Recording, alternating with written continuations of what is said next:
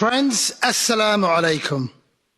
As we all already know, Boris Johnson is a liar, a charlatan, a racist, a national disgrace, an enemy of democracy, a selfish saboteur, a puppet to an unelected bureaucrat, and as a grandma even in his own constituency says, a filthy piece of toe rag.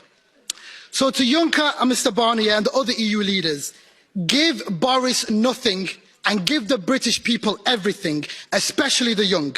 Give them your solidarity, your unwavering support, and your sincere promise that you won't ever abandon them to the fantasies of the insecure, delusional, tiny British elite that is summed up by Boris Johnson. And Madam Chair, I have constantly and frequently criticised the EU on countless occasions, and believe me, that's not going to change. But our future is here, in this Parliament.